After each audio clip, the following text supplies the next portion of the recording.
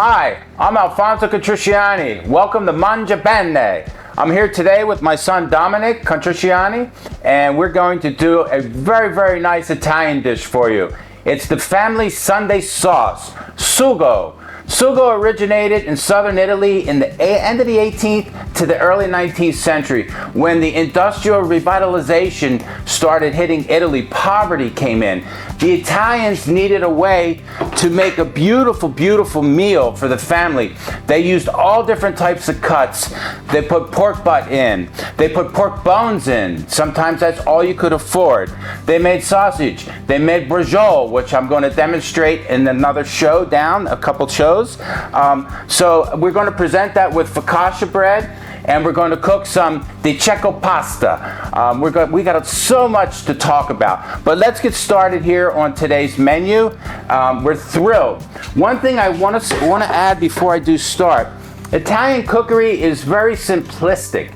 It's not complicated. There's not a lot of ingredients. Italian cooking is procurement of some of the finest ingredients, the finest tomatoes, the finest olive oils, the freshest of herbs, the finest cheeses, and we bring them all together. We don't want to have too many ingredients with competing flavors, etc.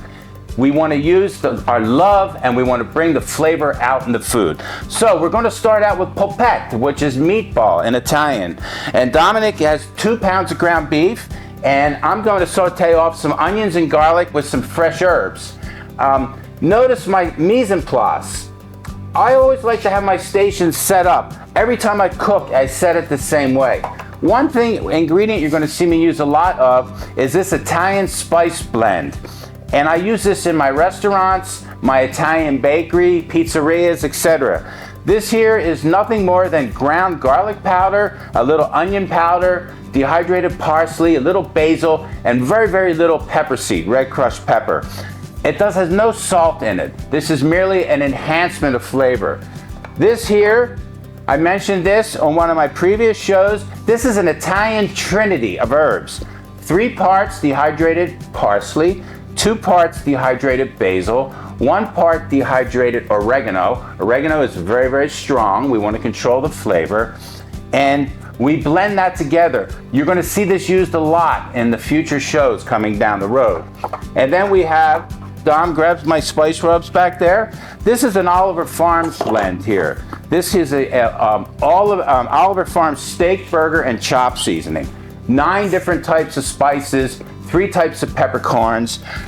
This here is a beautiful, beautiful spice. This can be purchased on oliverfarmsohio.com along with my other blends. I'm going to use that to season some of my proteins, etc. Anyway, let's get started here.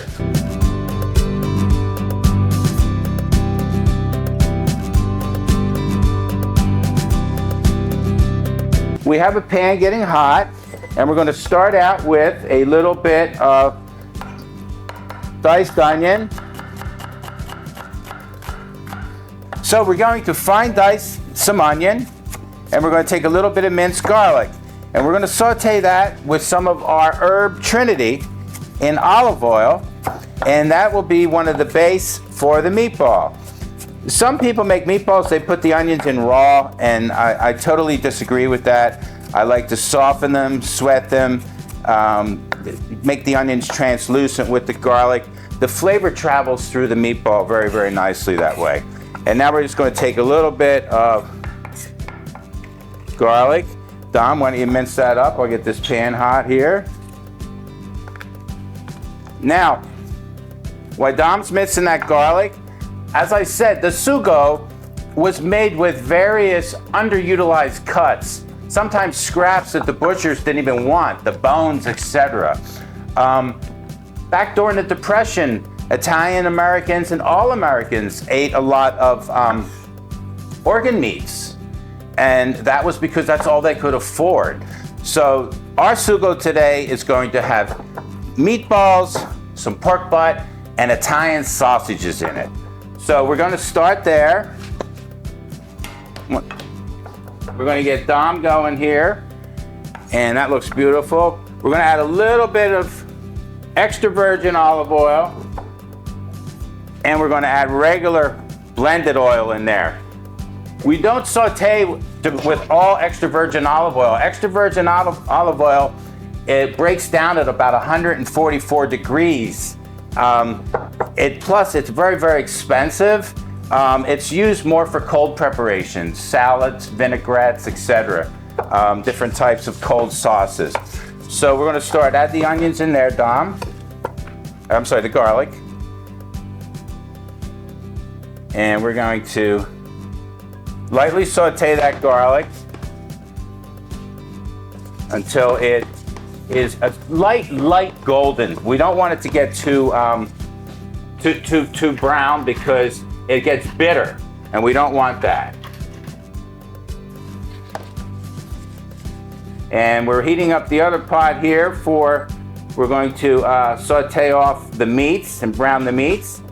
So let's start out with that.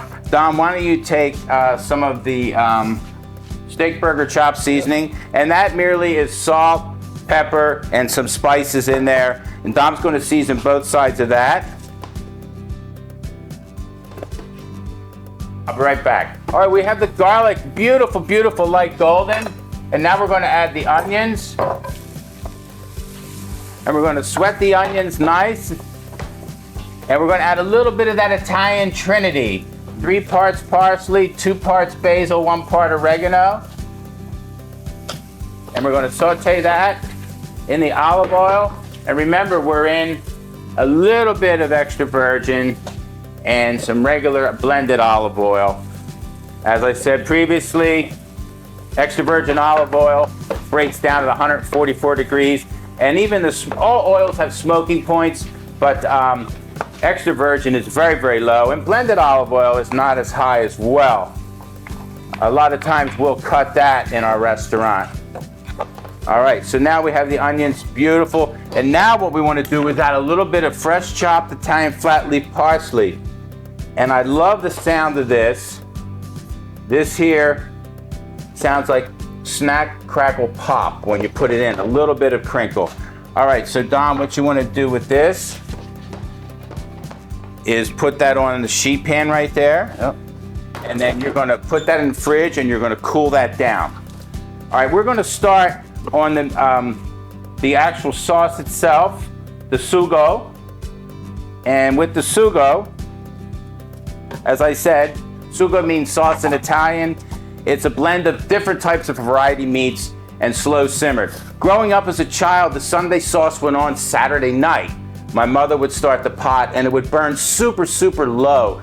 And the aroma, it was like the big buildup for Sunday supper. Sunday suppers in an Italian household are usually 1 to 2 o'clock and in the afternoon, very, very early.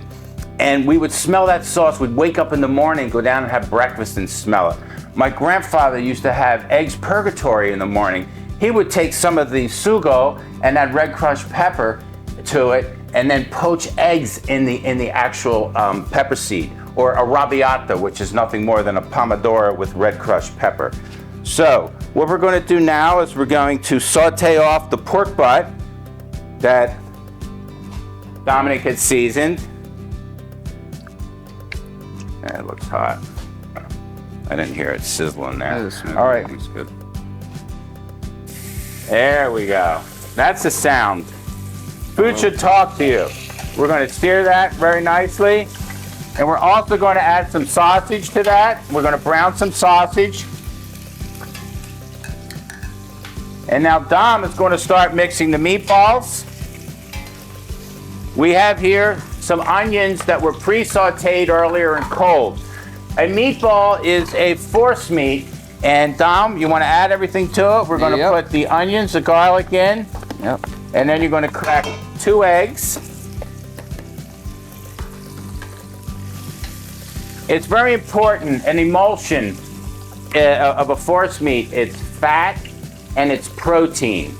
And when you're making a meatball or a meatloaf, any type, you want to add your Parmesan cheese now, a little breadcrumbs and a little milk.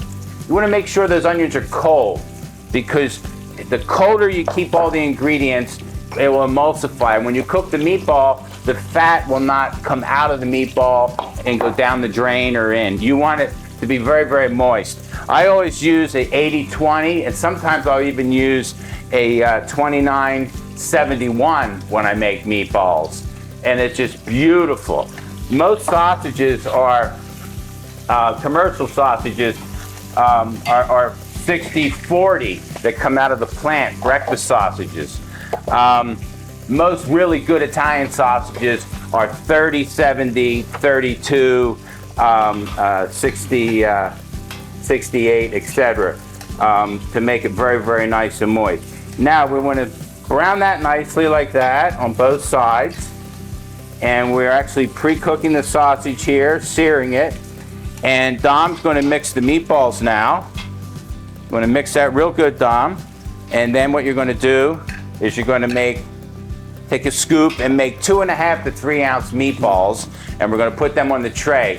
Now, Grandma always made the meatballs, browned the meatballs in the same pot, and then took them out, took the sausages out when they were browned, and then continued making the sauce, and then would add the meatballs and sausage in and cook them in the sauce.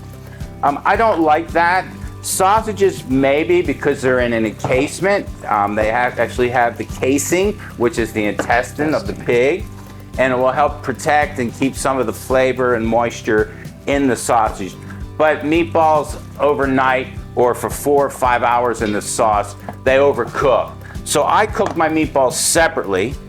Dom's going to roll them and put them on a sheet tray. He's going to finish them, cook them in the oven. And then just before the sauce is done, we're going to add the meatballs back to it. But let's get this going here. And now what I'm going to do is pull the brown meat out and the sausages. And we get that nice and brown. And now we're going to finish making the sauce. And as I said, it's very important on the type of tomatoes that we're using there. And we're using San Marzano plum tomatoes in puree.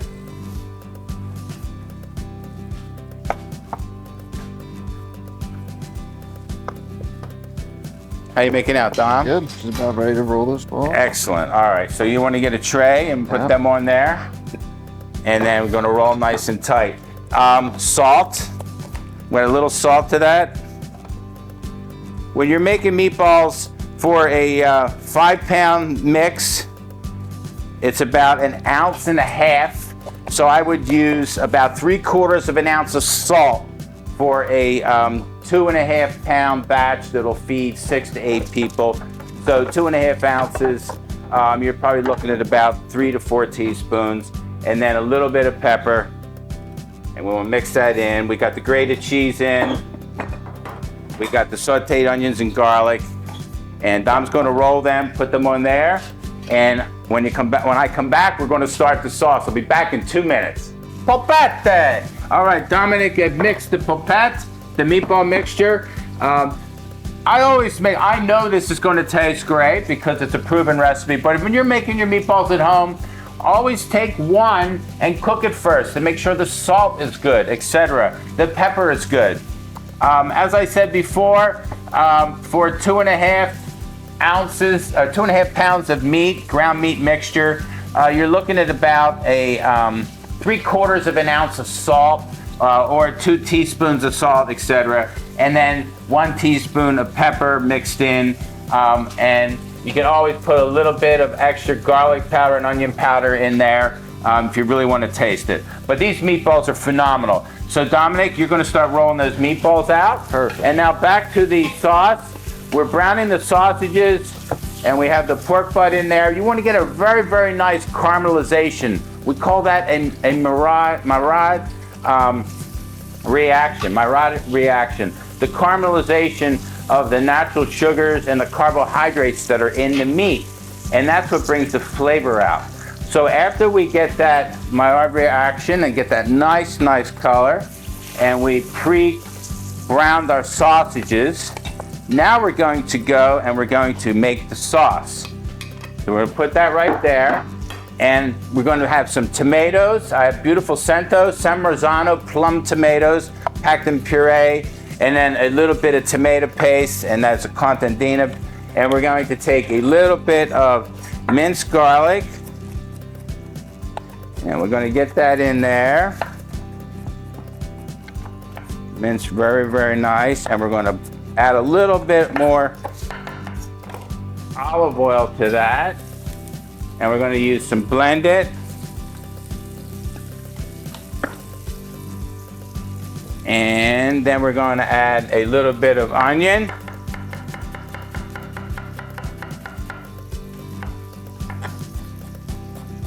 And we don't want that garlic to get too brown.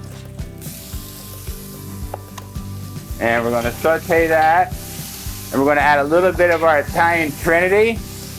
And whoop, we still got one sausage left on there. And we're going to add a little bit of that Italian spice blend. And that's the garlic powder, the onion powder. And then we're going to add a little bit of parsley and then white wine. And we want to hear that snap, crackle, pop, that frying of the parsley. And then a little bit of wine. We want to reduce that down. And then we're going to start adding our tomato paste.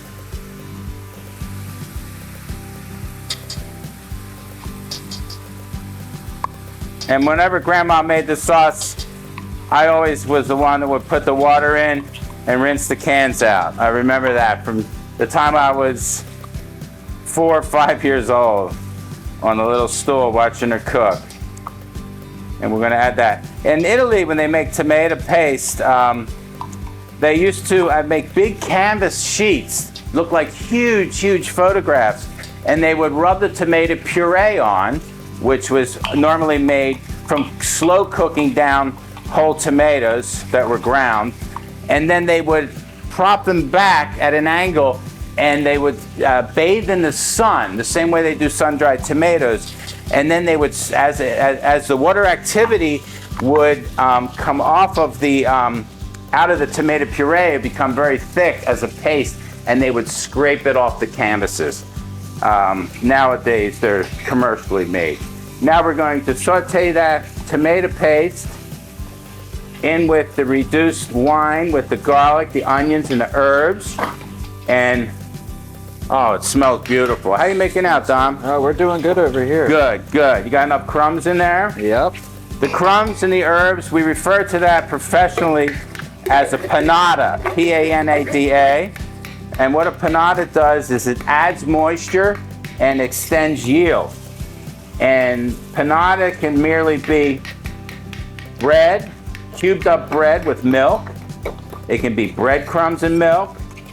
Some panadas are actually made with potatoes, some are made with rice, etc.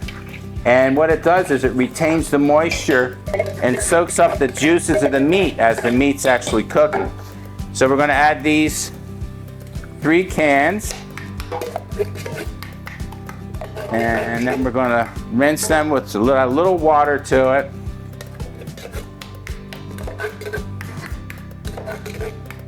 Now, I'm going to actually break these whole plum tomatoes up right in the pan there.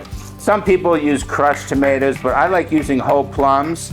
And on some of my smoother sauces, I'll actually take a submersion blender and puree them before they go in. But for this Sunday sauce, I want it very, very nice and hearty. And sometimes we'll put them in, we'll flake them with our hands.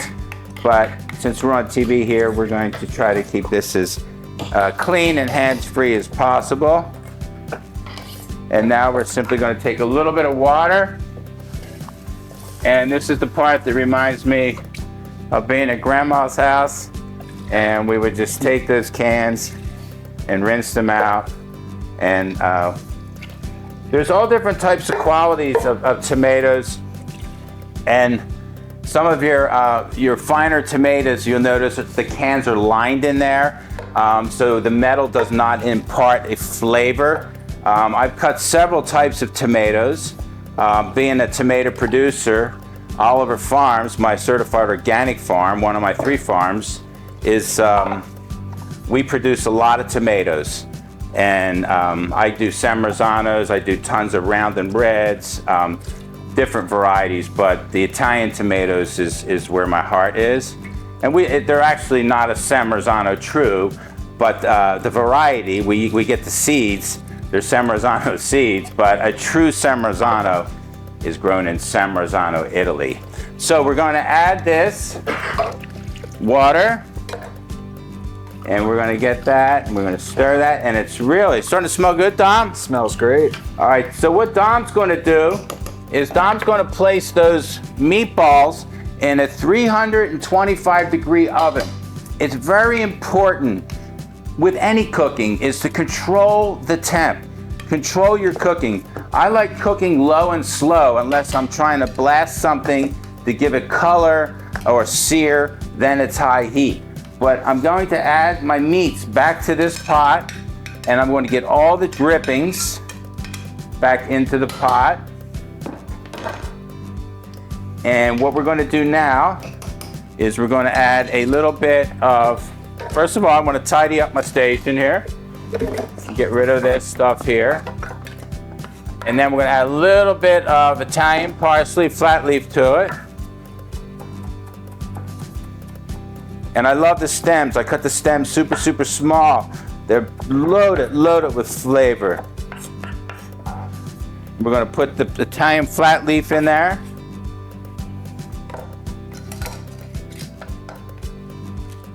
And we're going to stir that in, and just going to put a little bit of pepper in there, a pinch of red crushed pepper. We're not making an arrabbiata sauce or fra diavolo. We're doing a little bit more dry. Now, you notice we have dry basil here and we have fresh basil here. Dry herbs are 25 times stronger than fresh herbs, but they're time release. You put dry herbs, I use the same herbs, some dry, some fresh, dry and fresh in the same dish, but the dry herbs go in the beginning of the application, and the fresh basil is going in at the very end. The dry basil in now. Now, we're going to turn this down super, super low, and we're going to cook this sauce. It's going to take about 3 to 3.5 hours with that pork butt to break down the collagen, the muscle tissue, the fiber, till it just falls apart, and it's beautiful over noodles. The sausages, they'll cook probably in about an hour and a half. They'll be completely done. We're going to turn this down so low that it's not even going to hardly bubble. You're going to see little pearls of air coming out of it. And we're going to slow cook it. And the meatballs we're going to do in the oven, and they're going to be added at the end. So, we'll be right back, and we're going to have a beautiful sugo family Sunday sauce, celebrated in every Italian-American family every Sunday to this day. We'll be right back. All right, we're back, and it's starting to smell like Grandmama's house. Grandmama! It smells beautiful, doesn't it, Dom? Smells great. All right, so Dom just pulled the meatballs out, and we're adding the meatballs to this beautiful, beautiful sugo, this Sunday family sauce. Meatballs come out of the oven, they're fully cooked. And we have the sausage that cooks slowly in there. And just look at that pork butt. It's just beautiful. Braised with all the herbs and the tomatoes, etc. And as I said, this sugo is only 3.5 hours. My grandmother and my mother, God bless both of them, they put them on Saturday night and they cooked them all night. Well, I'm a tomato farmer, and tomato is a fruit. And you should never, ever cook something that long, because you're going to reduce it so long the acidity level is going to come out. And that's why a lot of Americans bastardize tomato sauce. I mean, they don't know, they adulterate it. They overcook and then they add sugar to it. There's certain parts of Italy, if you're ever caught adding sugar to a tomato sauce, they'll deport you, they'll throw you out. Now, let's go to pasta. We're going to cook some pasta here. The Cecco pasta. My grandmother told me as a child, when she was 6 and 7 years old, her godmother was one of the original family members that owned the Cecco pasta. Now the Cecco, and this was the old spaghetti factory. She was raised in that town. She remembers being in the factory as a little girl, walking around the factory when she was 6 and 7 years old. This is one of the premium brands. Now, Barillo is a phenomenal brand. I'm going to be cooking with Barillo. There's a couple other very, very nice brands of pasta. And I'm going to, future shows, I'm going to go into pastas, talk about the flours, the durum wheat, talk about Caputo 00. I'll educate you all on that. But for now, I just want to do simple, basic Italian cooking. And what makes the Cecco a premium product is the actual quality of the flour that they use, and then the slow, natural drying process. They don't dry it quickly. It's done very, very slow, maturated, etc. So when you cook pasta, it's 10 parts water to 1 part pasta. 1 pound of pasta, 10 pounds of water, pint per pound. So for 1 pound of pasta, you need 10 pints of water to cook it properly. So we're going to cook maybe a half a pound here. And you want to make sure the water is salted. I mean, not just a little salt. You want salt in that water.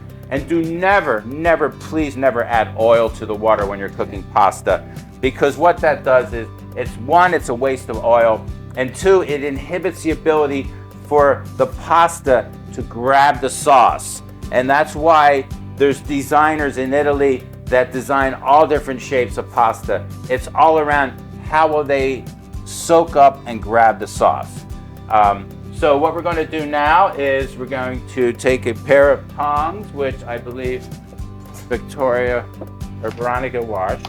Now, you want to make sure that pasta doesn't stick together, and you want to cook it. Now, al dente to the bite. Al dente, little crunch. Now, I'll show you when we're cooking pasta. I learned as a young sauté cook, when you can lift with fork or tongue, lift the pasta out of the pot and it hangs directly straight down.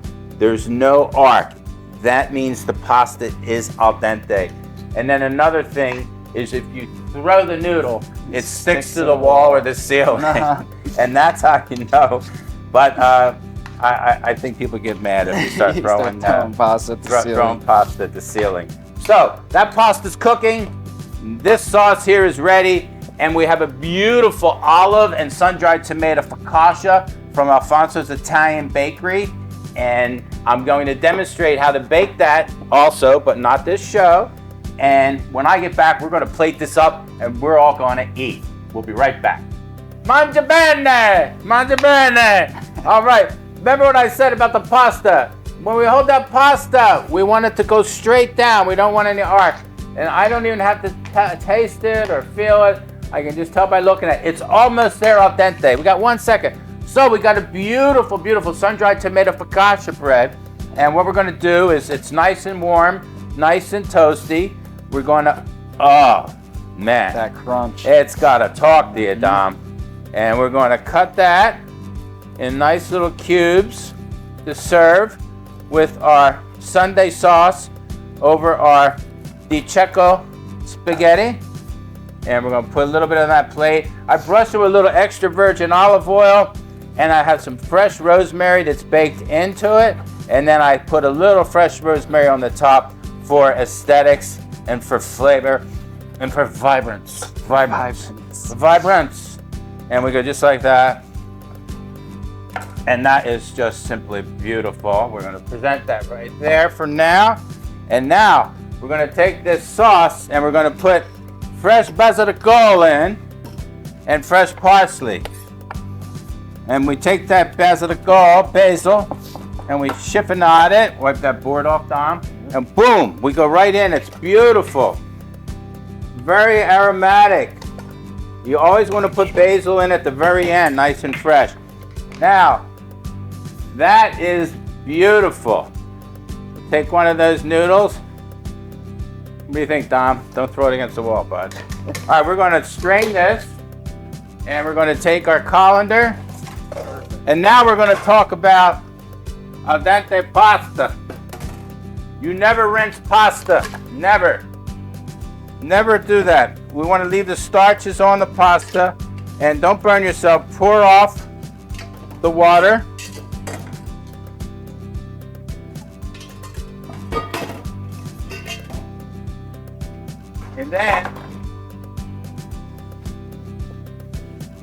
If you want, you can add a little bit of extra virgin olive oil to it. A little bit of fat leaf parsley. A little bit of seasoning. And now we take the sauce. You always sauce the bottom of the bowl. And we twirl that. And we could put a little bit of cheese in here if we'd like, but just smell the flavors, the parsley. What else do you need? Extra virgin olive oil, parsley, salt, and pepper. That's it. It's gorgeous. And we're going to present that on the sauce.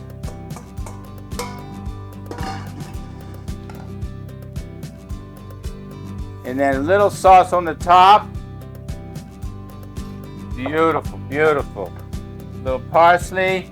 And I have already pre-shaved a little Parmesan cheese. And that is the pasta for our Sunday sauce. And now, the Sunday sauce. We get the meatballs, the pulled pork, the shoulder that was braised, and then the Italian sausage. And this is how the meats were put on the table in the Contrisciani house when I was being raised. A big, big bowl of sausage, pulled pork, and meatballs would go around.